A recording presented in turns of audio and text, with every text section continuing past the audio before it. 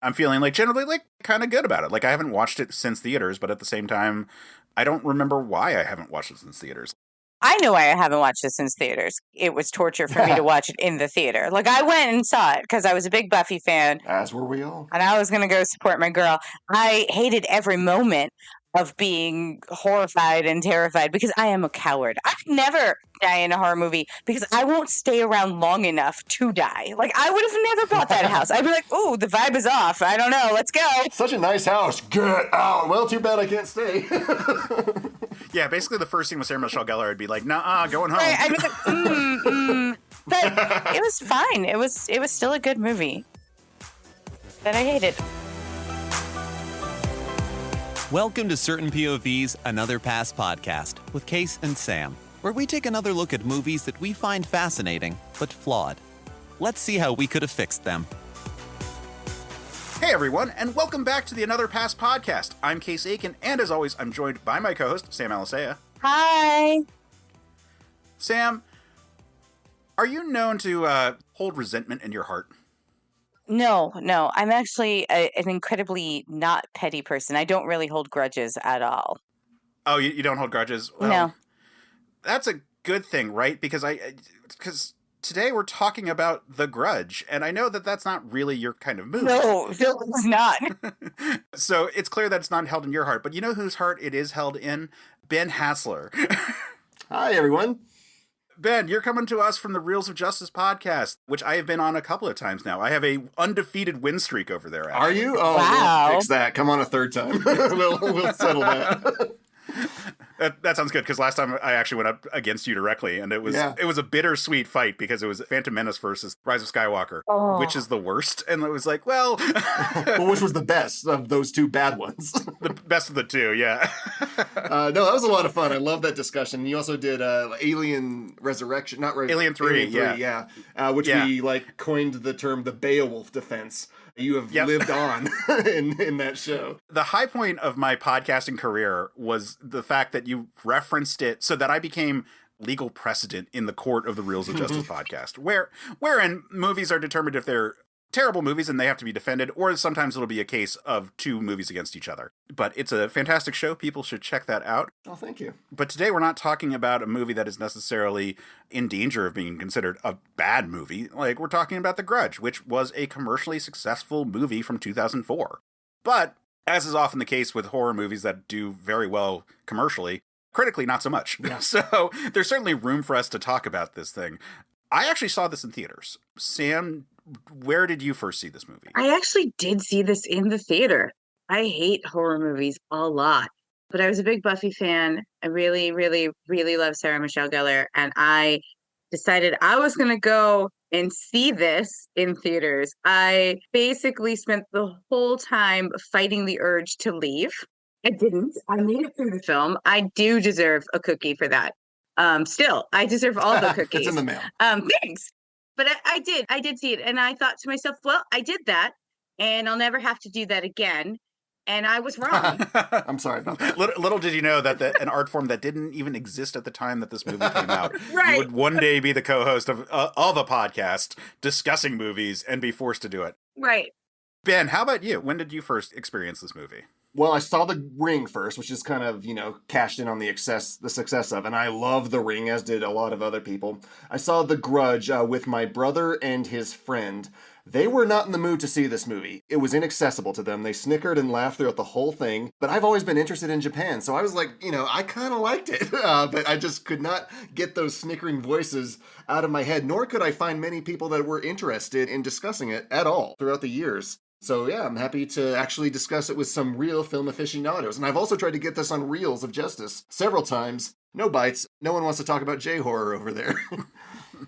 That's fair. I mean, I think that you brought up The Ring, and I think The Ring casts a huge shadow on this movie. Yeah. A huge ring-shaped shadow. Yeah. This comes out 2 years after that adaptation of a Japanese horror movie that is also a spooky ghost child horror movie. To be fair, though, in Japan, The Grudge, Ju-on The Grudge, got the theatrical release because it was cashing out on the success of Ringu over there. So, it still could have echoed. Yeah, so there's all this echo kind of stuff going on with that all. And in the American zeitgeist, like, The Ring was such a popular movie that in terms of like setting it, and this felt like sort of a spiritual sequel to it, even though The Ring has gone on to have like its own like actual sequels. And Ringu has, all of these have become franchises because it's a vast multiverse of J-horror out there. Yeah. Because it's a horror movie and they're cheap and the profit is huge. This movie cost $10 million and it brought in $187 million. We are talking about a huge hit. Short podcast, right? No rehabilitation necessary. See you guys next week where we'll be talking about... But that said, rewatching this movie, I was taken aback by, obviously there's the Ring comparisons to it. And I would say that the Ring has more going on in terms of like what it's trying to say about the horror that is in the piece. But one thing that I also took as a little piece here is that the decision to have it still be set in Japan, but with American actors in the setting, in very much a Godzilla kind of thing, with Mr. Martin observing all the events kind of situation, not so much, like, is that this is also coming in the wake of Lost in Translation. And there is a little bit of a vibe of the characters feeling outside of their comfort zone because they are all ostensibly Americans living in Japan. And by they all, I mean, really, it is just the wife character, Clea Duvall's character, who has like vibes of that early on in the movie, and then they kind of forget about it after a while. Sarah Michelle Gellar does too. She has a hard time getting around she does. and stuff. I actually thought it was like kind of cool that mainly because, you know, with Americans, because I noticed this time, not really in I don't really remember a lot of my first watch because I was in horror. It's like all like a haze, really, honestly, white knuckling it through the film. But I would say that like one of the things is like when she asks for directions, it's actually really nice that she asks in Japanese. In very good Japanese too. Right. Like it was just like, oh, this is a person who is like a transfer student. She's studying abroad, but she's doing this like volunteer work and she's actually put in the work to kind of be part of this society. So even though she's kind of lost and nervous, and even at the office, like they tell her, like, don't worry, it's an English speaking home. There's like nerves about like going into this space where maybe she won't have as an extensive vocabulary, right? That's kind of implied in there. And I thought that was a nice touch because she is so foreign to this, right? Like it's foreign eyes looking at something that like culturally, this is like, you know, ghosts in Japan is just so culturally prevalent. And this idea of vengeful ghosts is so prevalent. And so she kind of becomes this perfect vehicle to introduce a Western audience to the kind of theory. I would argue that I think the fact that it takes place in Japan is what makes it less accessible, at least at the time. I think today we're a little bit more interested, but back in 2005, a little bit less so. And I think that's kind of why my first experience of it was kind of so negative. Whereas like The Ring takes place in the United States. It still has like the Japanese vengeful ghost sort of thing, but it's told in a framing way where it's accessible to you because Samara isn't Japanese. She like has all the look of it, all the creepiness, all that punch to it, but none of like the Japanese lore, which I mean, I'm interested in Japanese culture, so it was okay for me, but I can't find anyone else. I can see that. I went to an art high school, so I was already reading manga by the time I was Oh, well, there you go. You were... so I'm like, what do you mean? And then I'm like, no. I should have watched it with you. Just me being really fair. I get it, but I'm so afraid. I had some concerns on my rewatch, and I don't think that they're huge issues, but where there's a degree of the exoticism of Japan being played into the but you know, like this foreign land having like ghosts and spirits and all that kind of element. I can see that. Could be perceived in there. I don't think it's really that bad, and I think Ben, what you're saying in terms of like accessibility of Japan now and Japanese culture makes it feel less so in a modern rewatch of the movie. I think so. As opposed to at the time, this is coming very, very much in the wake of Lost in Translation, and there is an element of like, oh, isn't it interesting to see like white people traveling around in the modern state of Japan, not some sort of like feudal setting that is often depicted, or more often depicted, I think culturally, but like here's, you know, all the idiosyncrasies of this different land that is similar technological position, but like very different cultural standpoint. Yeah. I think that was more so when it first came out and has been erased. And I don't think the intent was there for that. Otherwise, they would play that up way more. I mean, I think that the argument that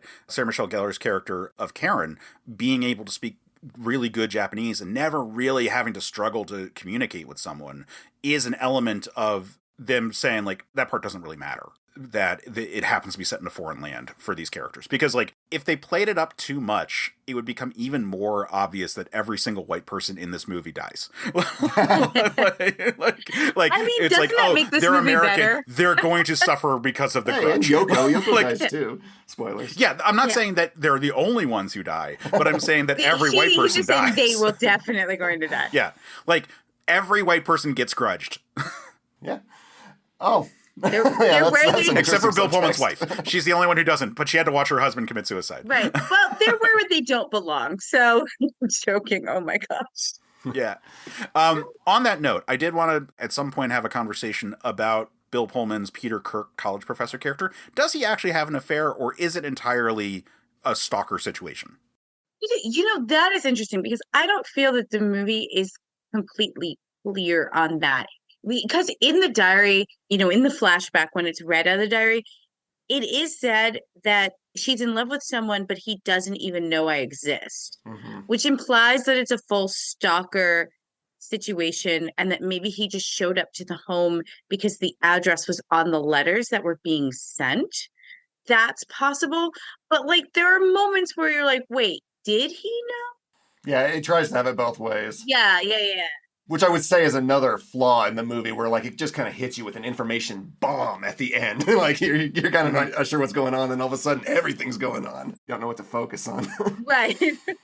Yeah, because this creates a question that I have about the larger, like, nature of the Grudge and, like, the grudging of people. I get that this is her house and that it's a spirit that just sort of, like, lingers there, and so anyone who, like, moves into the house, that spirit is going to be like, what the fuck are you doing here? This is my fucking house. And then it can follow you, like when you leave. Yeah, but no one deserves it.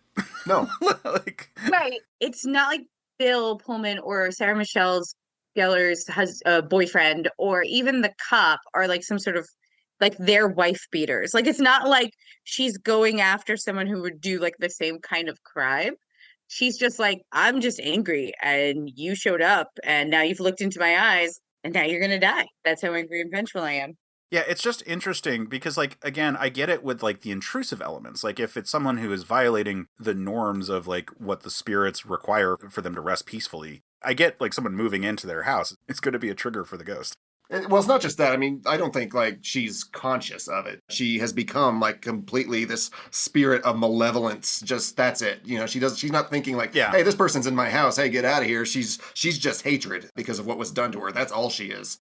That's true. That might be me trying too hard to, like, add reason to the ghost stuff. And I would argue that this movie does a really good job of making the ghost stuff seem irrational in a way that I think is very nice. The Toshio, like the sun ghost, constantly being observing of the people who are about to be victims, even though he is, in theory, not malevolent spirit in that scenario.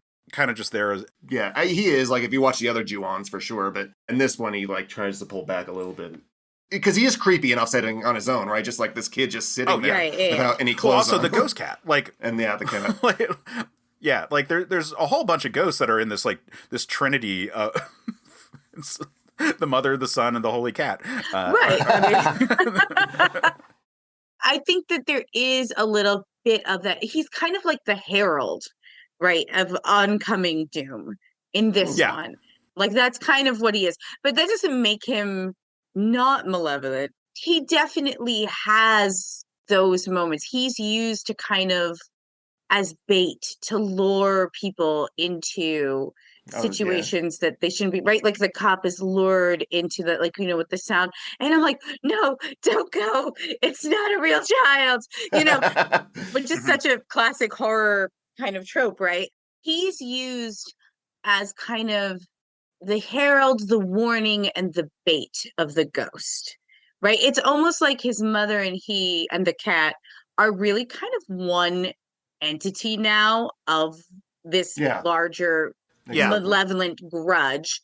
Yeah, it's like almost like the act that created them, and they're just representations of, like, whatever that lingering anger is. Right, of just the resentment of the violence that happened in that home. Because even there are times, at least in the end, in the cutscenes, where you see the husband, right? He's the perpetrator of this act. He's there too. So it's like the spirit of the grudge is not really any one of those three people, but it is the actual resentment of the spirits, that kind of horrible, very physical and atrocious act happened there, right? Like that this tragedy happened there. It's interesting because it creates just chaos for you, right? And I think that's why maybe the ghosts victims are not linear, because it isn't. It's just violence. It's just anger. It's just resentment. Yep. Yeah, just lashing out at everyone who like touches them in any way. Yeah. Yeah, the place is scarred, like, for all time. That's kind of the idea, yeah. Right. Yeah, there's a spot where Karen, Sarah Michelle Gellar's character, goes like, I've been inside that house. And it's interesting that she immediately understands that element of it. Like that the house is itself, like if you cross the barrier into that space, like you are effectively now a target. And that includes even like the sister of the family that moves in, who barely goes into that space. You know, she's there when they like look at the house, but we are never shown her like going inside. But it attaches itself to her at that point. She stepped in, that's enough. Exactly. So she can go home, she can go wherever. It's going to follow her. And even in the sequels, like it follows them to the United States and stuff.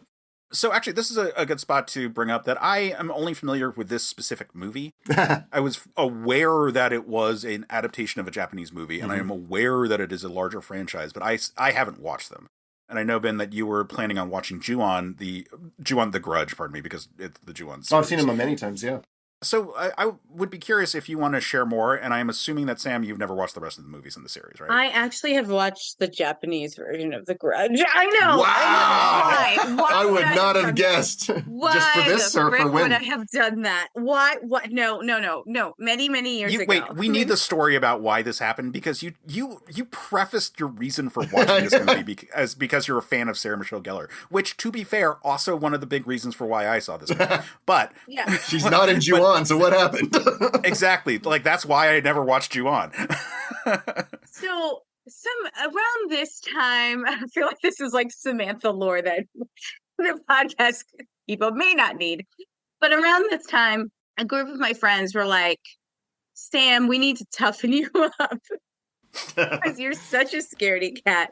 And so I was exposed to a lot of Asian horror films specifically. So Audition, The Ring, The Grudge. Oh, great movies. There was a Thai one where someone got someone's The eyes. Or sisters? No, they got like there was an eye transfer. Like someone got someone's the eyes, eye. and then it allowed them to see ghosts. Yes, which was like I know they did an American version, but like the original is perfect and amazing and has a really lovely like Buddhist end, which was like really nice because for me as a scaredy cat, I was like, oh, that soothed my soul a little bit. Did it toughen you up? Are you tougher now? No. Actually, what it did was it made me really fully understand that you cannot zombie movie your way into being a braver person. That's a motivational poster for you. You cannot watch a bunch of horror movies because the truth is that them making me do that, making me sit down and watch these films, which arguably are great films. Like there are things that I will never forget. I will never forget parts of Audition. I will never, like it's been, since the early 2000s and I still remember that needle going into the eyes and I remember it. It is ingrained in me forever. Great made movies. However, I did not enjoy watching them. And it just confirmed for me, I don't need to watch horror movies because movies should be enjoyable to you. You should get something cathartic out of your films. And like for people who enjoy horror, that's amazing. That's wonderful. Like there's a lot of great stuff out there for you. More power to you. It's just not for me. And life is too short to spend 2 hours white knuckling it so I can prove something to people. I'm not in my 20s anymore. I don't have to do that. So that's basically what happened. No, I did not toughen up. I just learned how to say no. This, however, does take us back to the original question, which is, Ben, so discussing the broader series and the comparison with the Japanese source material, what are big things that like really stand out to you? And Sam, please chime in on anything specific to Ju-on the Grudge. But I'm curious because I've read analyses of the differences between them. But like, what are your perspectives on it? Well, the first two Ju-ons were kind of direct to video. They were very short, but they kind of explained like the murder and everything that happened there. And it was the success of Ringu that allowed like the Ju-on the Grudge film to be made. So that film didn't necessarily need to explain everything about the murders. Other than that, it's essentially the same. There's like a caretaker that comes in, then it goes into like the family that moved there. It's a lot of the same beats. And it was actually both films, Ju-on the Grudge and The Grudge, were done by the same director. Yeah. So yeah, it's pretty much the same except white people are in it. And it might be a tad more accessible. Ju-on the Grudge 2 is a little bit more insane. The curse sort of spreads. I kind of love it for that reason. But Ju-on the Grudge is definitely the one that should be checked out of the two. Also, fun fact, Sadako versus Kayako is where the Ring Girl versus the Grudge Girl was made in Japan. And that is not a great film, but is well worth checking out just for the insanity of it. I love that Japanese cinema is not afraid to just be like, what if fucking we have these two monsters, let's go at it immediately. Like, there's no build up. There's just like, no, we know they're Freddy popular. versus Jason. It's the same thing, yeah. Right, exactly.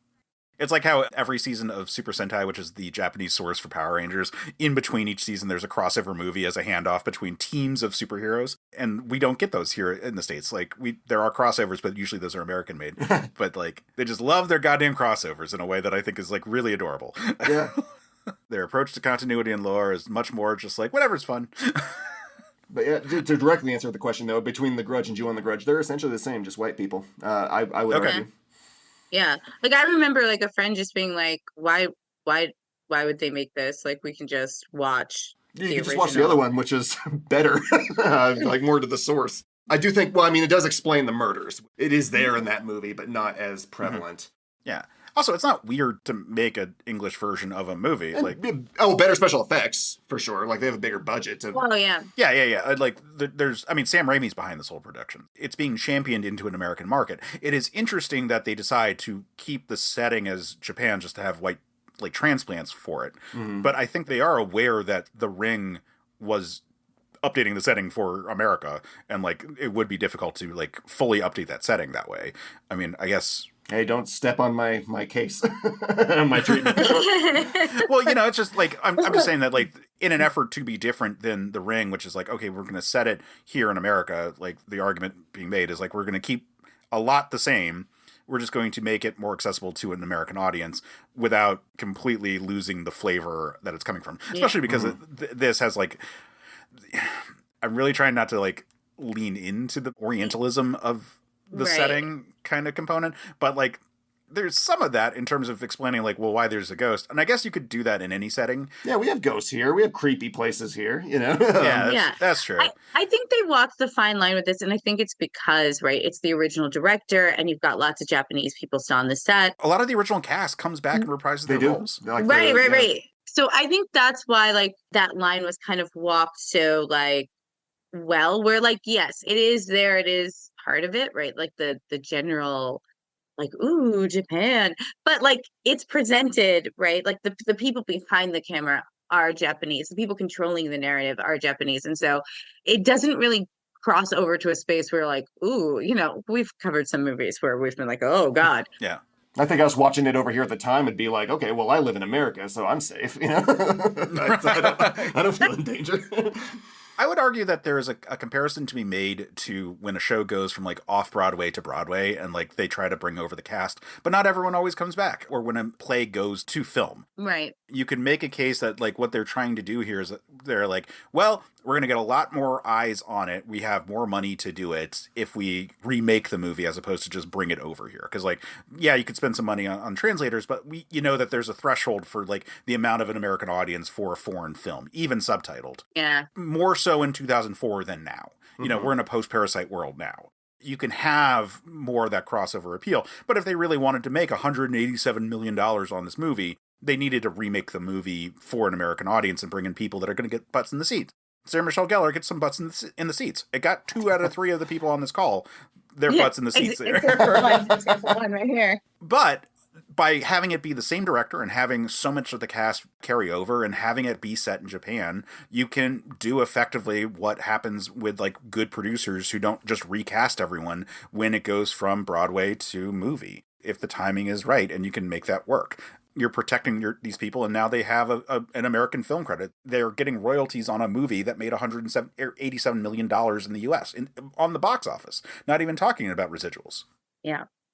Was there also like an added incentive shooting in Japan in terms of like being able to keep the budget low? Like, do we know that? Is there I anything that's said that don't way? know that. I would just guess that he's like, oh, I can get the original director. I'm gonna kind of, and the original director is like more comfortable in Japan. Right, The yeah. script is already written. Rewriting it to like take place. If that guy were doing it to take place in a place he doesn't know, would be overhead that he wouldn't want to approach. Yeah. I mean, clearly to get all of the cast and the creative crew behind it from the original movie onto this one and still have it only be $10 million, like clearly the going rate for everyone was fairly low. Right. Like the biggest people in here. Sarah Michelle, you're getting how much? So like Sarah Michelle Gellar obviously is famous and she's done a lot of horror movies at this point. But while she is something of a scream queen, her biggest thing is a TV show. Yeah. Then William Mapother, I have no idea how to pronounce this, is Tom Cruise's cousin, but like that's the only thing that is like really that interesting. I think he was in Lost, which is a show I never really paid attention to. Clea Duvall is kind of that girl kind of actor, especially at this time, where she'd been in some stuff. She had been in like The Faculty, for example, and like on Heroes, or probably Heroes came after this actually. But either way, like recognizable. She has a look, so like there's that. Then like probably Bill Pullman's the biggest actual actor in this, but I mean like. He's only there for like 2 scenes, maybe. Yeah, not that much. And also, I like Bill Pullman, but like, it's not like he's like a huge draw for a movie. There's never been a movie where I'm like, oh, Bill Pullman's in that movie. Like, I should go see that. Yeah. Like, who else is going to really be a draw for people? Ted Raimi because he is in it because Sam Raimi producing. Raimi's brother. I mean, that's a big name, right? Yeah, and like so, Sam Raimi being attached to it is big, but also like. Sam Raimi being attached to a horror movie isn't weird. So it's not like there's something like hugely novel about that whole thing. So I'm guessing that they were able to keep the cost down. And also Sam Raimi producing means that he's controlling his own, like the money that's involved for him. So right. So they're able to keep the cost down and still like have some relatively popular people. This is kind of like a Moneyball kind of movie when you think about it. Like they like really like picked out the right details to be like, yeah, it's going to be cheap to do it this way. We'll make this much of a return on it. We'll get people who are famous enough to draw the right people or not look weird in this cast. I'm particularly thinking like Sarah Michelle Gellar is going to be a draw for people. And it's like, okay, cool, but we can probably get her cheap because she's coming off of a TV show right now. Okay, yeah, that makes sense. Like, you're going to get so many angry letters from Sarah Michelle Gellar lawyers. I'm just saying that like it makes sense where it's like, okay, this is a good casting choice with like a good hook for the movie and it's coming out in the wake of The Ring being super popular. And like, okay, we can shoot it in Japan and keep it kind of cheap and we can reuse sets and we can do, yada, yada, yada. All these things that are making it like a very effective movie. Yeah. I didn't think about it that way, but you're kind of ruining it for me. I didn't want to think about it now as a that we're Moneyball. talking about it, like, yeah, like, again. Sorry, Ben. I feel like this is my fault. I asked the question. Well, no, because like I am actually like fascinated about like those aspects of the production. Like, why? It didn't occur to me. Because her boyfriend is also from like a CW or a whatever CW show of some show. kind. Yeah. He was on Roswell. Yeah. But also with his hair, I totally thought it was Adrian Grenier at first when he first popped on screen, and I was like, oh, nice, another part of the Vincent Chase lore. For my Entourage fans out there. Which isn't the two of us. Yeah, like the two of us. Like I understood your reference, but I was just like, well, silence, because. Okay, yeah. How'd you feel about like the CGI in the movie? Because there's like only like 2 scenes maybe with unbelievable CGI, I would argue. Like where the ghost comes down and like where one person's missing a jaw. It didn't bother me, and I mean that from like a standpoint of watching it today. I think that it looked perfectly effective as a horror movie. I think with like a here's a ghost kind of horror movie, your threshold is like a little bit on the lower side. Like you want to see some of the gore and the weirdness and all that, but not necessarily care as much about the realism of it all. And the shots that are the most aggressive with CGI are generally pretty short. Like the tongue coming out of Yoko's mouth is pretty quick. It's also just kind of freaky to see that, So there, I remember in theaters when that scene happens, I was like, oh my God, I can't believe they're showing that. In a PG-13 movie, what? Even more so. But like that was my immediate reaction to it. So regardless of the quality of the CGI, I think it was used judiciously and pretty well. I'm one of those people that always like tries to see in those seams. It's just like, oh, that looks weird. Why does that look weird? Oh, this is CGI. And I'm like trying to look like where the lines are, in all of it. the weird shadow ghost thing that's on the security camera, which, there's no way for that not to be CGI. Like, well, that one's passable. I'm not saying it's not passable. I'm saying that one kind of just sets you up for, like, all right, there's going to be some CGI that is, like, obviously CGI, but we're here for the movie, and so far all the cuts have been pretty good, kind of thing. Like, that one, it has the benefit of, like, being on a CRT. Yeah, right. It's on a security camera, so it's like...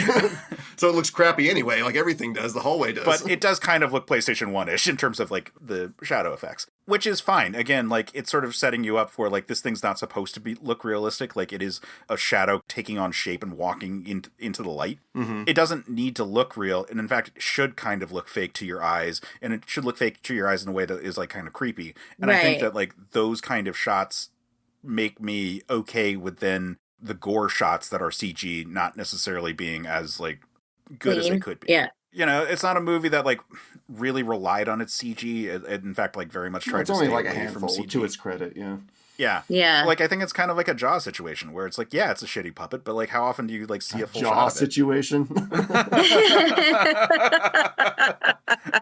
Well played, sir. Wow, Case. That's disrespectful to everyone in this movie who lost a jaw. Oh, man. I guess I just bear a grudge against them.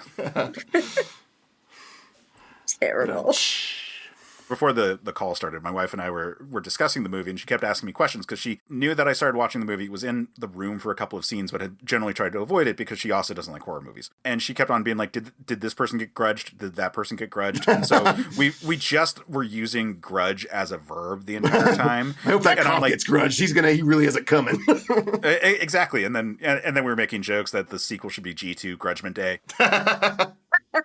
But I'm mad at us for not using grudge as a verb more often in this podcast call so far. I'm so sorry. You don't grudge me, sir. I grudge you. Well, I grudge you 2 times infinity. All right, so let's talk about the thing that actually is pointed out to as being, like, the reason why, like, Roger Ebert and other people didn't like it, which is the continuity stuff of it all. Like, the timeline is, like, a little all over the place because it starts with, like, the Yoko death, and then we get the immediate following Yoko stuff, and then we get the flashback to, like, them first, like, buying the house and moving in, and then, we start off the very beginning with the Bill Pullman death, then the Yoko death, and et cetera. And then at a certain point, we get the flashback to Bill Pullman, like, going and, like, investigating this house also. Then we cut back to the Karen character moving through everything. And then she travels in time to the past, which I'm actually the most okay with that part there. However, that whole situation works. Well, it's followable. Like, you followed her up into the house, and then she starts seeing the past in front of her, so... Yeah, and that one feels like what we were saying, that it's the incident itself that is more the ghost than necessarily the individual, like, souls of people there. Right. Like, it's the situation is a curse, a mark on this house. And that's why everyone's grudged. That's why these people get grudged. You're welcome. Yes, thank you. But the anachronistic storytelling, though, that is a staple of the series. It had always done that. So if you were to not do that, you would be pulling away from the original structure of the Grudge. So you would have to ask yourself, is that okay? I think the most confusing part, because I think, like, until you get to the sisters' attack, all the jumping back and forth is pretty okay, right? But you basically, like Sarah Michelle Gellar, you see her go off to the hospital, right? And, like, you find out that the cops find these bodies and all this stuff, right? Now, if you're paying attention, you realize that Sarah Michelle Gellar was in the house when the phone call happens. But then right after that scene, they jump a little back, like basically 30 minutes back in time, to the sister leaving the message of being like, hey guys, I hope everything's okay with mom. And then she's attacked. So up until this point, you're going farther into the past, right? You're going a few days or years or things like that. And so you're kind of like, oh, well, that happened before. But now it's literally like before. 30 minutes. Now it's like 30 minutes difference. And you're like, wait, you still I don't think alive? it's ever 30 minutes. No, because, like, the sister is the family that moves in, like the one that has all those people before, like when they initially moved in, right? And that's when But Sarah Michelle Gellar is in the house when she leaves the voice message. Was that the same voice message? Like that, I couldn't tell if the sister had tried to call a couple of times and we just heard one and then there's a later one. Either way, it's like something's going on. Yeah. Yeah. Well, I thought it was the same because it's actually the same words. Like it's exactly the same words. I always have closed caption on. So what was said, like when Sarah Michelle Gellar hears it, it's the same exact paragraph of words. Okay. So like it is like the same thing. So it's like you jumped back to like when Sarah was in the house and had just called her boss because Karen looks to find the phone and she can't find the phone. And then their sister leaves this voice message. And it's the same words that when we jump to the sister's office. When she gets grudged. Yes. And then she gets grudged. That is there to like basically let you know, like, oh yeah, once you cross into this house, you will be grudged, right? Like it's just a confirmation, really. But it is a little bit confusing because you thought there were two voice messages, but like it was the same line.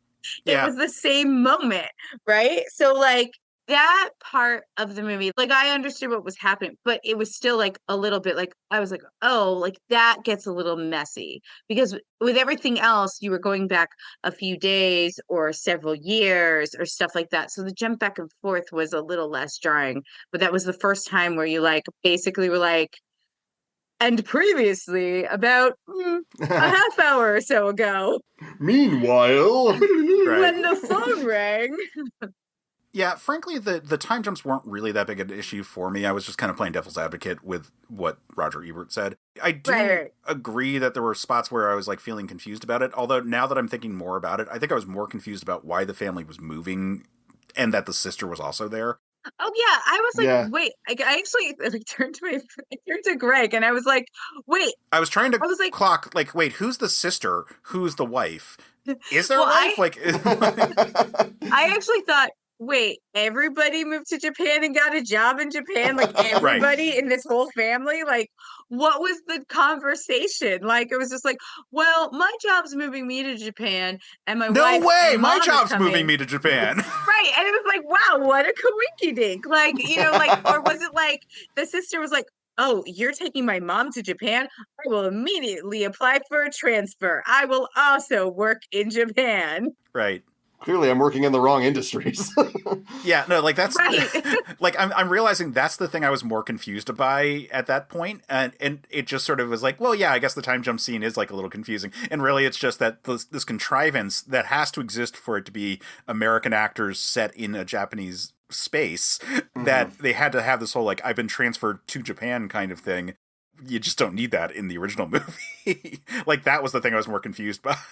I mean, honestly, I feel like it would have been fine to have had the sister calling from the US because if the grudge can go anywhere, right? She's grudged. She's grudged. So like no matter where you go. You're saying you just like call like the house and like it travels through the phone lines to get you? That would be scary. Yeah, like I mean that No. Like she had like I think it'd be fine like if she dropped her family off because like there's no signs that she's like living in the home with them, right? So they're like no, she has her own nice apartment. Yeah, very nice apartment. She's got her own place, like. Which, by the way, you moved to Japan with your family, possibly because your mom is sick. Why wouldn't you just stay in the house? The house is big. Not the point. The point is, they could have easily, like, I know I dropped you guys off, but I'm home, blah, blah, blah.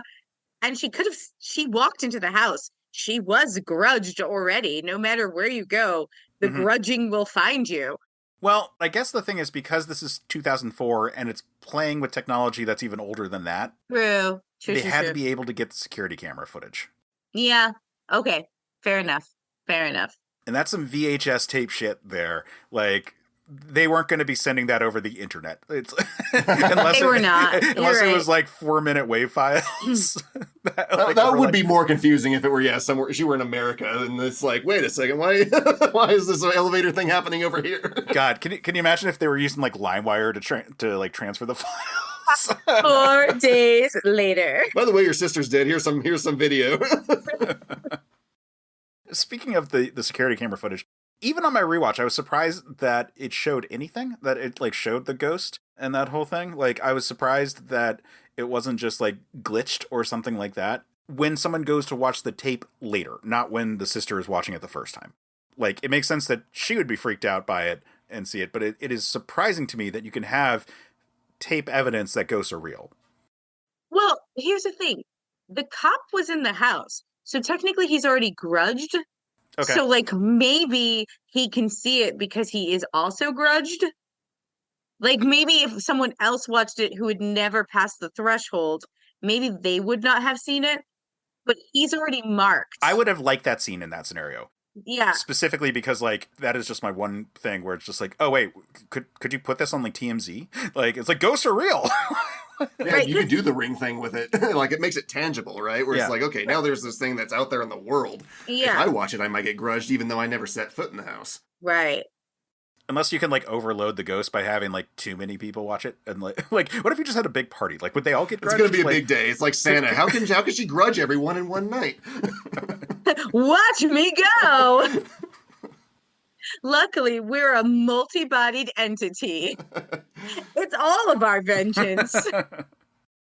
So I would say that the majority of the achronological elements are fine, and I actually really enjoy the Karen walking into the flashback sequence. Like, I think that is Yeah. actually rather fun. Having her be kind of a ghost to Bill Pullman's character is like a nice bit right there. Is that how it is in Ju-on? I believe so, yeah. By the way, I found that terrifying. Like Bill Pullman's just stare at her. I was like, oh my God, is he going to change? Is he going to turn into something else? Like, and it didn't happen, but my brain was just running with it.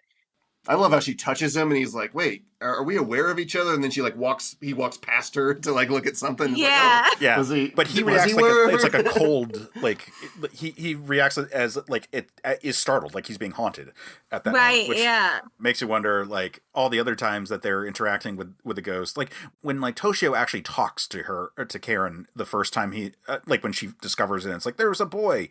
Is that an echo of Toshio the living boy versus the ghost Toshio that we see at all those points? The answer is yes. Yeah. I mean, I think it does try to have it both ways and always. Like, it's just like a fragment of the personality that's sort of there, but it's really just, like the playfulness leading you into a false sense of security. That's what Toshio is meant to do. Yeah.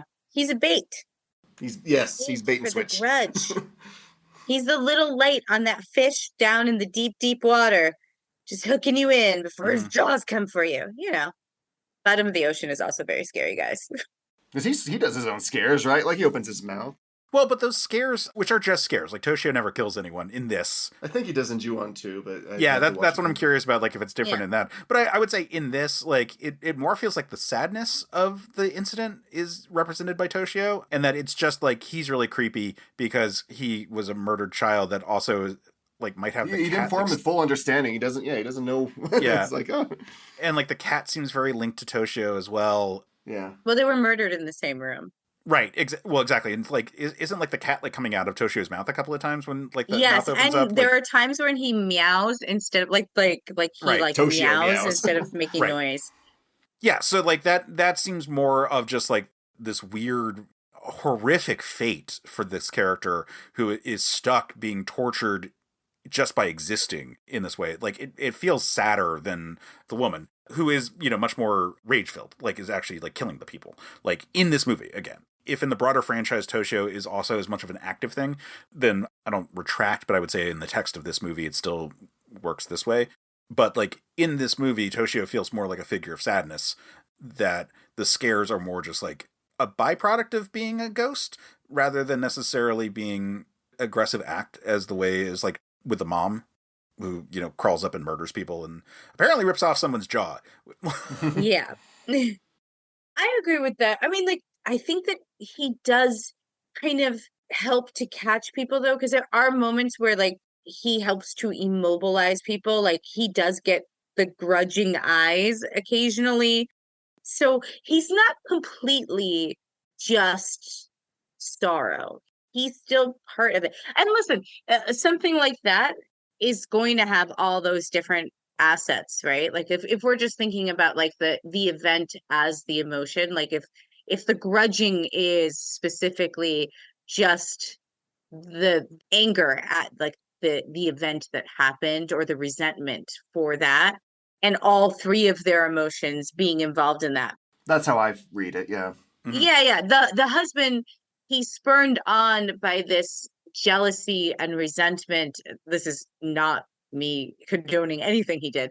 And he Murder's and okay, he folks. he's burned on by this jealousy and resentment and this irrational rage, right? And he really does this horrific thing and really like beats his wife, murders her. For anyone who didn't watch this, spoiler, 2004, you should have seen it already. And he like murders her in front of his child, and then clearly cannot fully deal with that. And then he drowns his child, slits his cat's throat, and then hangs himself. Right. So like this is like every single person in that home is in some state of pain, whether that pain was like violent rage that basically snowballed into like a horrific act, or like the fact that his wife has been probably stalking a teacher and having her own secret one-sided love affair with a person who doesn't know her for all intensive purposes, and that is her affair. So it's like she's longing for something outside of this home, and then this innocent child who is just a victim of all of it. Like all of that rage, all of that hurt, all of that dysfunction is the grudge. Mm-hmm.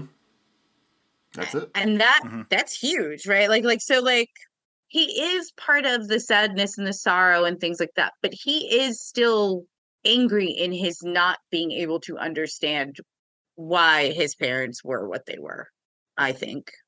And he does help. He helps catch people. He pretends to be limp.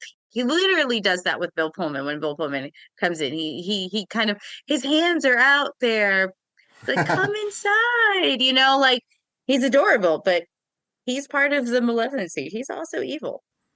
Is he dead when Pullman first comes by? Like, has that already happened? I'm not sure. Like the tub is full, and I thought it seemed like it was like the ghost, like I looking think at. So I think it had happened just recently before. Yeah, we got I think there. I like. Yeah. I think he's a ghost at that point, which is wild. That's another one of those spots where I'm like, wait, what's going on? I've seen this movie 10 times, and you made me like think for a second, like, wait a minute. Yeah. Yeah.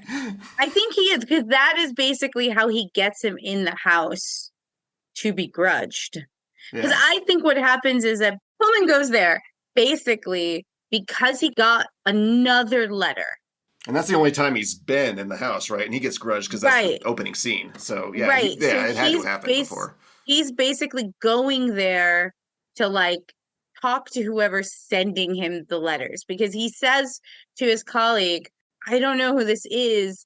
She must have been one of my students, but I don't really know. He could be lying too, but yeah, that's they He could could have be, it both ways right? that way. But as far as we know from all the things that we've now brought up from the script is kind of pointing at this was a possible former student of his who then became obsessed with him and loved him from afar and stalked him and like kind of had this one-sided love affair with him, sending him these letters With her face. watching him when he went out, stuff like that. And so from what we see is basically he's going there to figure it out, but when he gets there, no one answers the door, nothing happens, and then these little tiny arms are there, and he's worried because the kid looks rough. The kid's already beaten up. Yeah. Right? So like that's why I was like, oh, I think the kid's dead. Like, right. That's what I was thinking too. Like, I think the kid, because either the kid is like mourning the loss of its mother at that spot, or the kid is already dead and is mourning the whole situation there. yes. Yeah. I think that's what it is. Could have been created Yeah, at that point. I think he's already grudged. Yeah, he's already grudged. That's why in the beginning of the movie he jumps off the. Is this turning into a fifth episode?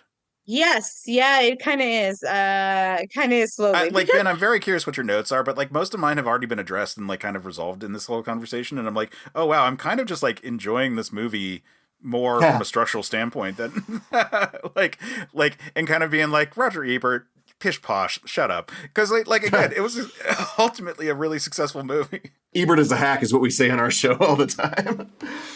Because people come in like citing him. I mean, I do have a treatment for it that I think would like make it a bit more accessible to the American audiences that came in, but it's a pretty You know what? short one. I would be really down to hear that, and I'm actually kind of curious. Like, this is actually a fun situation, which is that we're going to kind of Reels of Justice this one right now. In that, Ben, I want to like not guilty. well, absolutely not guilty, but like make this a situation where like because I don't really have a pitch, and like Sam, I'm guessing you don't really have a pitch either, right? I don't really have a pitch. No, I honestly don't. We're going to take a break, and we're going to come back, and we're going to listen to Ben's pitch. But what I'm kind of wondering right now is, just so Ben is like fully aware of what we mean. So every 5 episodes, we look at a movie that was a success in spite of difficulty, as a proof of concept for the larger show. So, for example, the original Ghostbusters was a 5th episode, but a regular episode of the show was Ghostbusters 2. Or like The Predator was a 5th episode because it's like, well, yeah, they all had diarrhea, and you know there was like so much nightmare behind the scenes on that one. Yeah, it's little problems, movie. But no, I would agree. Yeah, it's a good movie. It was successful. We've all agreed on that. So yeah, it could have been great. So that's what we mean when we say a 5th episode. And actually, what is interesting is that I had accidentally numbered this in my recording as 165, which would be a 5th episode, and then was like, I'm just going to change that once we're done recording, and it would be 166, and we would fit in a different movie. So what I'm curious of, when we come back and we listen to your pitch, I am curious if it is a strong enough pitch that Sam and I will agree that, like, no, this should actually be episode 166 of the show, and just a regular episode because, damn, you had a great pitch. Or is it going to be it's not that good? Or is this going to turn into a 5th episode because we're talking about a movie that made $187 million off a $10 million budget being a remake of a Japanese movie that, you know, like that's kind of wild. Yeah. And like this might be the first time where the nature of the episode change. Actually, it's not. Might be. It is the first time where the nature of the episode is changing while we talk about it because we're sort of appreciating the movie more just from this conversation. Well, let's switch to Superman real quick, and we'll make it that show. Somehow we'll get there. All right, so let's take a quick break. We're going to shout out one of the awesome shows on our network, and when we come back, Sam and I are going to judge Ben's pitch and decide what kind of episode we're really listening to here. And listeners, you know the answer based on everything, but I'm curious. But I don't.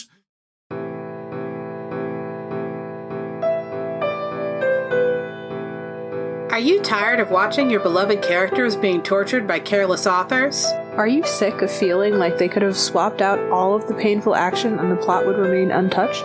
Subscribe to Books That Burn, the fortnightly book review podcast focusing on fictional depictions of trauma. We assume that the characters' reactions are reasonable and focus on how badly or well they were served by their authors. Join us for our minor character spotlights, main character discussions, and favorite non-traumatic things in the dark books we love. Find us on Spotify, iTunes, Google Play, or wherever you get your podcasts. And we're back.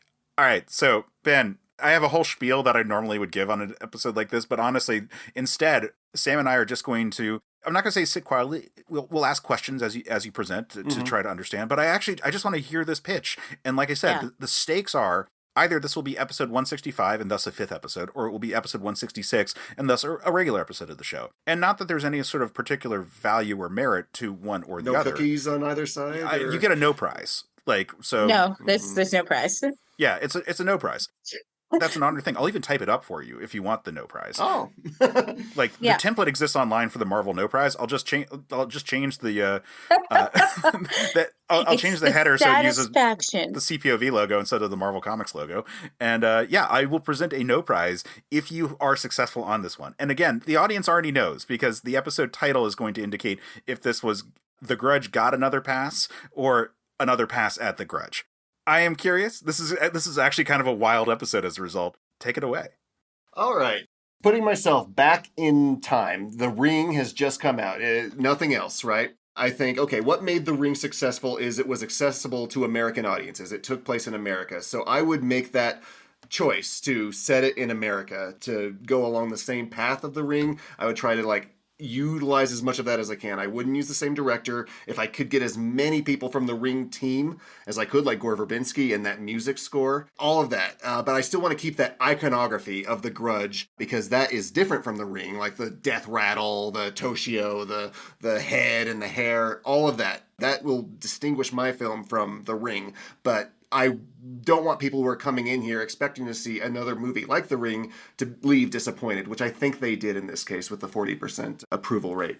I would still have Sarah Michelle Gellar in it. She's fine. She'd be essentially the same character. She'd be introduced where there's all sorts of... She'd go into this house. There's creepy sounds, oppressive atmosphere. This fear follows her to her home. She starts seeing things. And she's marked now, and we know that the previous caretaker has disappeared. It's a remake. It's going to be essentially the same as the first movie in those plot beats. But I'm not going to, jump around in time like they did, because they found that confusing. I'm going to progressively go backwards in time, one step at a time, and then move my way forward. So now that I know that this family that she's a caretaker for is cursed, I'm going to make that plot too. Where these guys are coming in, they're seeing a Japanese ghost, which kind of confuses them. A little bit more fleshed out. I will use practical effects because I love practical effects. I'm going to set a mystery up more so it's more accessible. Who is this person in our house? Why is she Japanese? And I'm going to kind of, intersperse those Ring mystery elements into it, because The Ring was a mystery, as, Naomi Watts is trying to figure out who this girl is that's going to kill her and her son. I'm going to try and keep that. Why is this thing haunting me even outside of my house? Go back even further in time, I'm going to make my third plot Kayako, the Japanese woman. I think Americans need to not necessarily be spoon-fed, but we understand abusive relationships. I'm going to make that the third plot. So it's going to make a lot more sense. We're going to see Toshio and her husband before they get haunted, before they get grudged. They'll be immigrants. They'll find themselves in America. They'll find America confusing and scary. The husband is abusive yet possessive. Kayako has an affair with an American, or maybe I'd go with the ambiguity. I think either way works. But same basic beats as I peel the onion back in time. Then I snap forward to do that Sarah Michelle Gellar thing where she gets to witness all of that. So I can essentially skip. I think the problem with The Grudge is that information bomb at the end. I need to feed that more progressively, more methodically in that third act. But she's grudged now. She knows that, so I will keep the ending where she tries to burn down the house. I think the key to making it more Japanese is I would have maybe a sister of either Kayako or the husband who's never set foot in the house be Sarah Michelle Gellar's link into the Japanese lore of it. But essentially this could happen anywhere, because we have ghosts here in America. We know anger here. We know abusive relationships here. But I want to keep that Japanese flair to it. That is my pitch. Okay. I rather like the way that you were saying, step back time and then snap forward, working your way kind of thing. And focusing on the abusive relationship, I think is a really good call, because I was thinking myself, oh, hey, it would be nice to establish a little bit more about that. Right. You need to feel more about this girl than you do. Yeah. I'm swayed, frankly. I think this is a really good pitch. Yeah, I do think too. It addresses some of the issues, your identifying of the information bomb. I think you're winning on this one, and this is going to be episode 166. Yeah, I think so too. Yeah, because I was oh, he's going to memento this, but that's kind of nice. We're going to work on backwards, but yeah, you are right. One of the biggest problems when you said it, you're the biggest problem is the big information drop at the end. And that's true. I think maybe they felt like they were and now the twist, but it wasn't really a twist. It was just all the information we were missing. Right? It's it was actually very straightforward. It was just everything that we needed. But most of the scares are great, right? Keep them there. Keep the security camera stuff. Keep the hair. Keep the death rattle. The hand and the hair. By the way, we didn't talk about this one, but that shot is just so goddamn creepy. It is good. It's so good. It's in every version of The Grudge, I think. The Ju-on in this, and then in that 2020 terrible remake. It's that hand is creepy. We gotta do the hand. Yeah. So I feel like I'm swayed. I feel like, Ben, you just won a no prize from me. Sam, are you coming in? Yes, absolutely. All right. Yeah, I think you're right. I think you successfully identified the issues that the movie ultimately has and presented a pretty good case for that one. So bravo. This is the first time someone won another pass. Your real prize is the friends you made along the way. Exactly. This was a lot of fun, though. Thanks for having me on. Yeah. Well, it's funny because the show intentionally, while we will often present our own pitches, is usually structured as well, we're just trying to identify the areas where it could be weak or strong, and we're just having fun. We intentionally don't try to make it a contest, because then it feels like trying to one up each other. And it should be just more here's the fun of reveling in this. And this has been just a really fun chat about The Grudge. It's just I came into this thinking that I had more strong feelings in the negative than I ultimately did, and realized that I really liked the movie. as we're having this whole conversation, which I love about movie conversations. Like I love film analysis and what the back and forth can sort of unlock and sort of your feelings about a thing.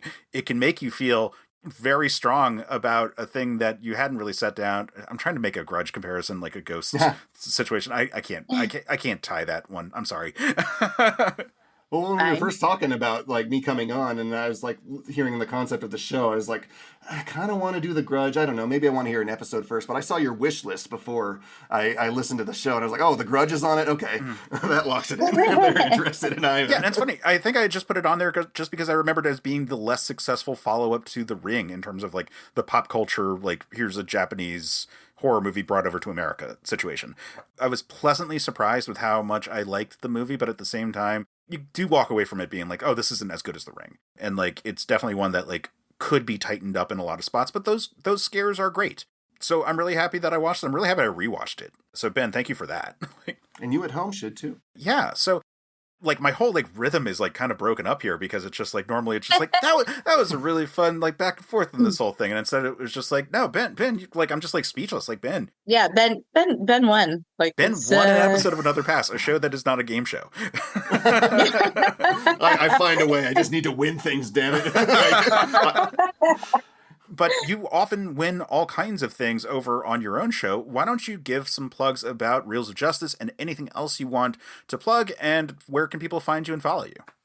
Yeah, Reels of Justice is a show that I do with some friends. Case, you've been on it twice. Sam, we'd love to have you if you feel like it'd be a fun thing to do. Essentially, it's a court where we decide if a movie is guilty of being a bad movie, but which is sort of a subjective opinion. But we try to make it objective by like diluting the facts on one side. All the positive arguments are over here, all the negative over there, and then you at home kind of get to be the jury and decide where it lands for you. Because we don't do good necessarily. It's like, is it not bad? There's a distinguishing line right there. The burden of proof is to prove it bad beyond the shadow of a reasonable doubt.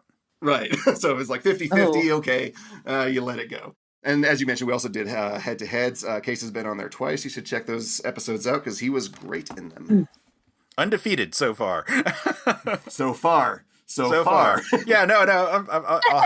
I will happily continue this streak. I have to at least hit 3 times to really be able to boast about it. But 2 for 2, baby.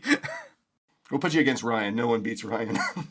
I think I was against Maynard the first time with Alien 3. Yeah. And I was against you for Phantom Menace versus Rise of Skywalker. So both great episodes. And yeah, like fun show. People should check it out. Case was definitely proud of his Alien 3 win. He came back and boasted about it a lot. Oh yeah. Well, because we timed it so that it came out right around when we had an Alien 3 episode of Another Pass. So I was like, just really feeling it. I was like, yeah, everything, man. I'm the Alien 3 guy. Which is not a brand I ever expected to want or need, but at the same time, I'll take it. I'll take it. But yeah, everyone should check out Reels of Justice. It's such a fun show. Did you give your social handles? Just like every podcast out there, we're wherever you find podcasts. We're your next door neighbor. You'll find us. Yeah, wherever you go, there you are. So after they check out Reels of Justice, because that is a great show, they should come back on over to certainpov.com, where they can find all kinds of great shows that are running. I'm going to give a shout out to Fun and Games with Matt and Jeff. Matt, our former editor, and Jeff, our current editor, have positive discussions about video games. As of the time of recording, they just got back from PAX East, and it's a great episode where they talk to all these indie game developers, and it's just a really positive like conversation about like what does gaming look like in 2024 and beyond. It's a really good, exciting series that has grown like so much since it first started. So I just want to give a shout out to that show specifically, but also at certainpov.com, you can find a link to our YouTube channel where you can see all kinds of stuff that we've been putting up there. We've been putting up full episodes of Another Pass and Men of Steel recently there, but you can also find my Superman analog series and all the clips and everything that we've been putting up there. So check that out. Also, you can find a link to our Discord server where you can come interact with us directly. And then you can also find more episodes of this show. Sam, what do we have coming up for the next episode? Well, if you enjoyed this, next time we'll be talking about Highlander 2, The Quickening. But until then, if you enjoyed this, pass it on. Thanks for listening to Certain Point of View's Another Pass podcast. Don't miss an episode. Just subscribe and review the show on iTunes. Just go to certainpov.com. Another Pass is a Certain POV production. Our hosts are Sam Elisea and Case Aiken. The show is edited by Jeff Moonen. Our logo and episode art is by Case Aiken. Our intro theme is by Vin Macri, and our outro theme is by Matt Brogan.